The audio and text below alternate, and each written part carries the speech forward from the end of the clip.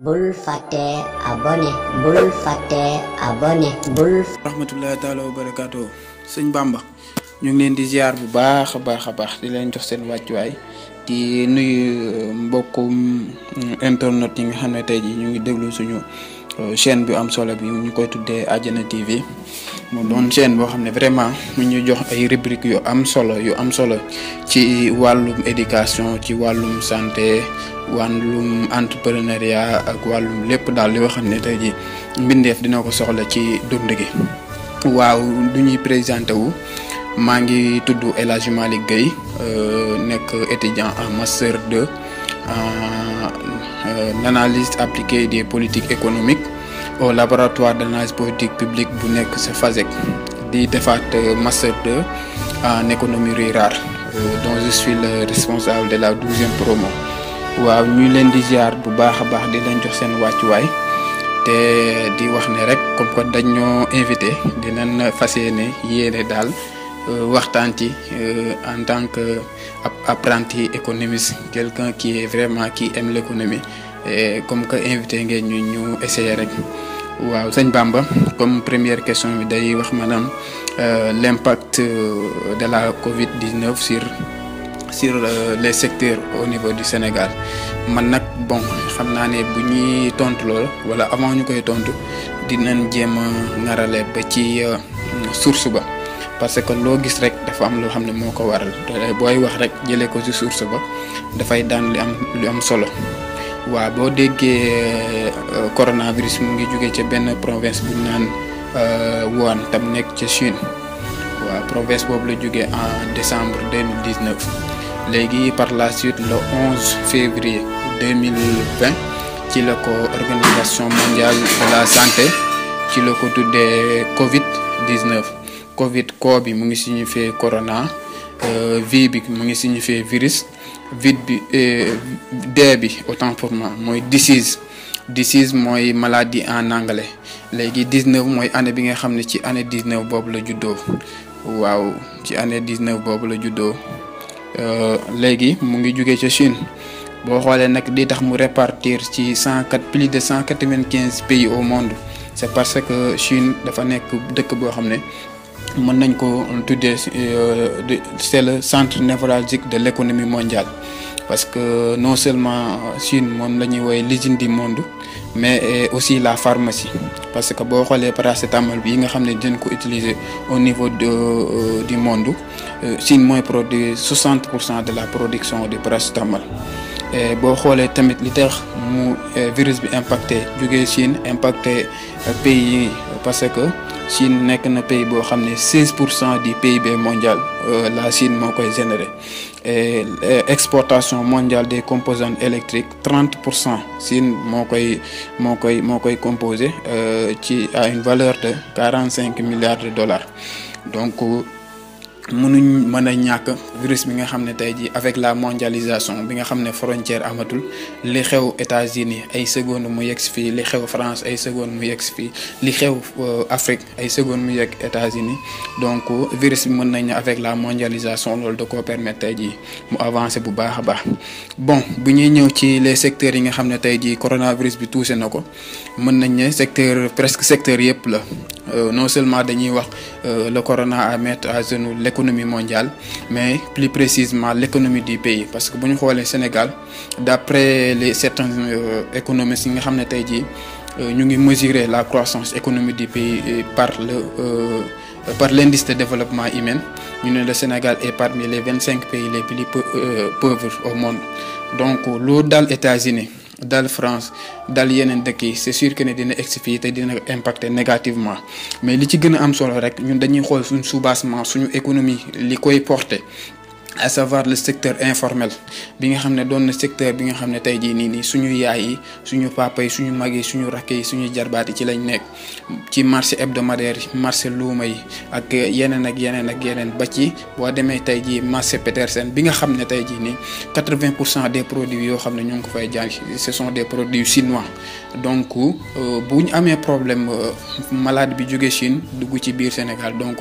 importation exportation yooyu noonu def dañ koy wàññi. de ce fait produit yooyu noonu dootul amati te produit yi ñëw dañuy am problème pour écouler ko donc loolu day doon li gën a am solo mu impacter encore sur la croissance parce que su ñuy wax ne croissance économique du Sénégal 80% de la population ñoom ñoo nekk ci secteur informel boobu donc le secteur informel est le secteur porteur de croissance au niveau de notre pays le Sénégal parce que boo xoolee il contribue 60% du PIB nga xam ne donc secteur boobu war nañ koo jàppale bu baax a baax te nee na secteur boo xam ne tey di bu vulnérable la face à la pandémie du Covid-19 mu nekk ba ci taximan yi ba ci suñu yaay yi nga xam ne tey jii dañuy jaay caaf wala ñuy jaay cere ci biti wala ñuy jaay mbuus wala ñuy jaay bitiku mbagg wala yeneen ak yeneen ñoom ñoo nekk ci secteur informel bi képp koo xam ne yor na entreprise bu ndaw wala yor na boutique ak leneen ak yeneen te demul déclarer ko formaliser ko mu ngi ci secteur informel bi. boo xoolee marché Colobane marché Petersen marché Sandaga ak yeneen marché hebdomadaire yi nga xam ne ba ci Tëngéej gi ñu dëkk nga xam ne day am ay marché mardi ba ci Dakar marché alxames marché samedi ak yeneen yooyu yëpp c'est dans l'informel donc ñooñu nga xam ne tey jii nii ñoo composé 80% de la population bi tey jii bu leen pandémie impacté donc dina am répercussion dem ba ci croissance économique du pays dem ba suñu PIB di wàññeeku ak yeneen boo xoolee tey jii nii ngi boo suñu parents yi nga xam ne au jour le jour la ñuy wujjanti seen dépense ñoo xam ne dañ daan jug 6 heures du matin suñu yaay yi nga xam ne nekk nañ ci géej gi di jaay jën ak di teel a xëy 6 heures du matin war a ñibbi si ay 20 heures 21 heures avec les mesures sanitaires yi nga xam ne tey ji état bi jël na ko à savoir le couvre-feu ak l'état d'urgence donc maanaam activités yi yëpp day wàññeeku ba ci administration bi boo xoolee léegi 7 heures la ñuy commencer arrêter 15 heures donc loolu day doon loo xam ne tey di dafay am impact bu négativement sur le secteur informel. waaw bu ñu ñëwaatee ci secteur secteur touristique nga xam ne dafa doon générer beaucoup d'argent nga xam ne touristes yi nga xam ne daan nañ fi dugg dañu am loo xam ne dañ koy apporter ci dëkk bi hôtel yi nga xam ne dañ doon ubbi dafa am loo xam ne taxe boo xam ne état bi da leen ko doon jox ndax damay dellu ci bu baax a baax di wax ne état taxe lay dundee fiscalité mooy ay impôt sur la taxe impôt sur le revenu impôt sur les sociétés TVA ak yeneen bu ñu tëjee frontière bi maanaam tëj géej gi tëj jéeri gi tëj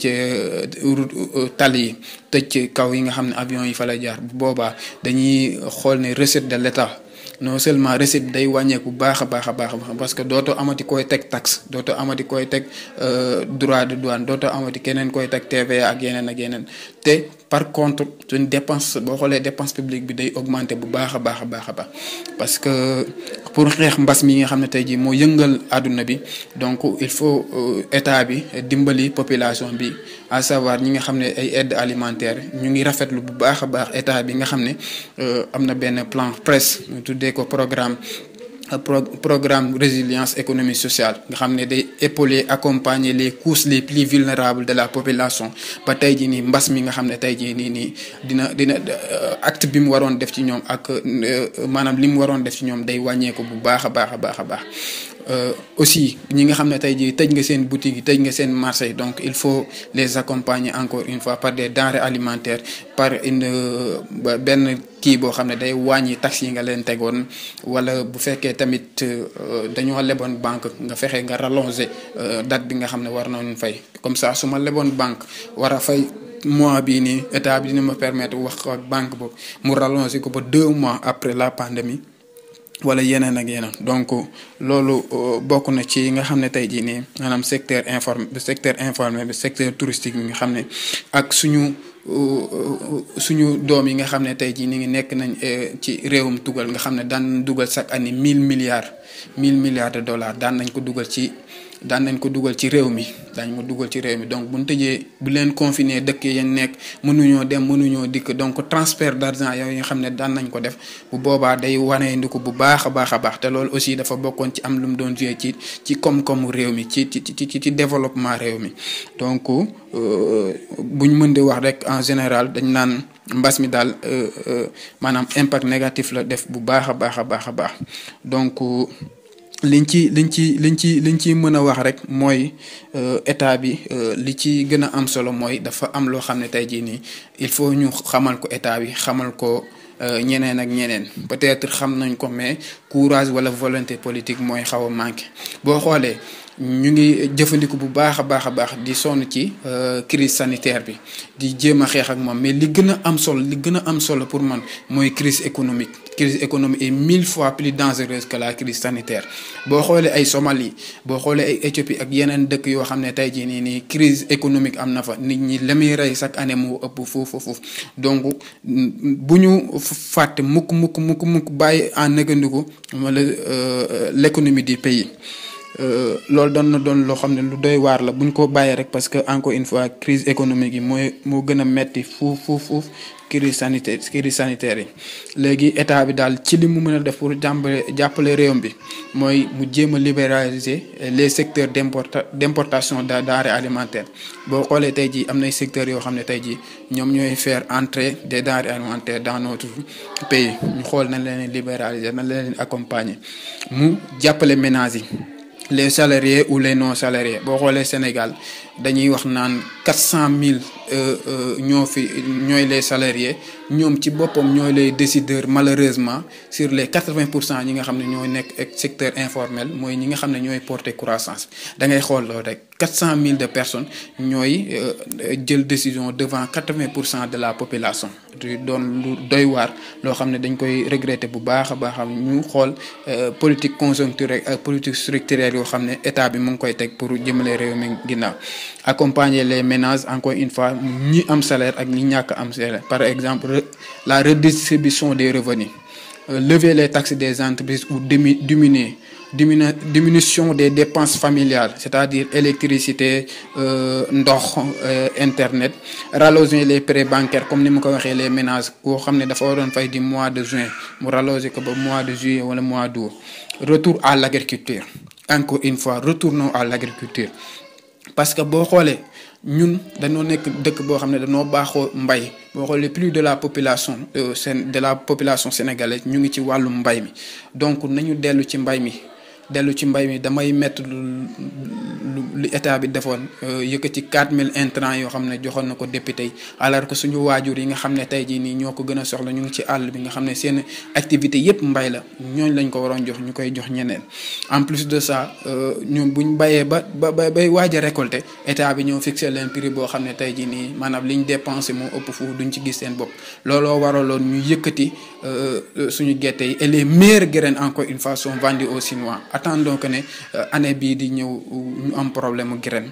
état dafa fixé woon 210, Chinois yi fixé 300, et ñuy jaay ci suuf Chinois yi di leen jaay les meilleures graines. Retournons à l'agriculture, parce que nañu xool nañ leen jàppale mbay mi, lépp li nga xam ne tey ñii bay yàlla na ko ñu jox leen ko, et sur tous les plans,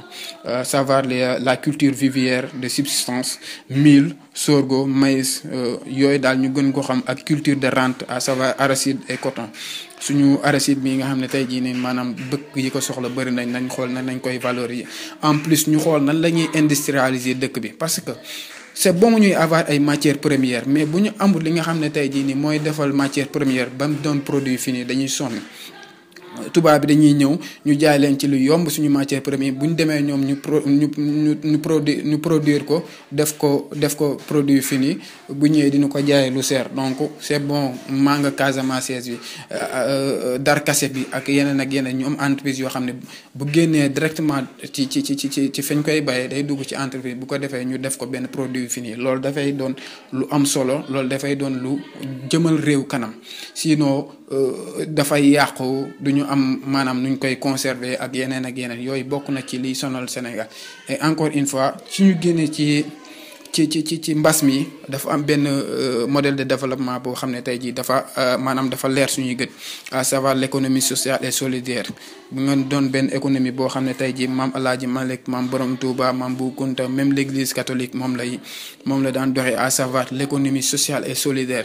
qui est là pour les manquements yi nga xam ne économie, parce que on a beau essayer le modèle de développement capitaliste basé sur l'égoïsme, et qui est à l'origine de toutes les crises qu'a connu le monde, à savoir les crises des années 30, les crises de 2008, même la crise autant pour moi de 2019 am na ñu koy wax, parce que guerre des suprématies la ñuy wax entre les États-Unis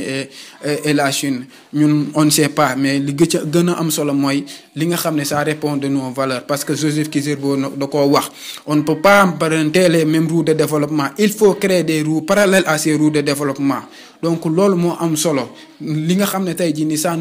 répond les valeurs la culture de notre pays à savoir le Sénégal même de l'Afrique ñu xool suñu modèle boo xam ne tey jii typiquement sénégalais ñu dem ak moom mais jël modèle boo xam ne tey jii nii c'est basé sur l'égoïsme moo tax reyante yi dëmmante yi ak yeneen dafay doon loo xam ne dafay metti que modèle de développement boobu moo waraloon Serigne Touba c'est Ahmadou Bamba di wax ma marchandise je l'écoule avec aisance à la face de Dieu donc nañu xoolaat suñu bopp parce que boo xoolee l'association des marabouts des étudiants des chercheurs des bonnes volontés des médecins à la décision prise par le chef de gouvernement loolu mooy wane ñun modèle de développement boobu rek moom moo approprié te moom la ñu war a jël bu ko defee tey jii nii dinañ am jàmm dinañ am salaam. bul fàtte abonné bul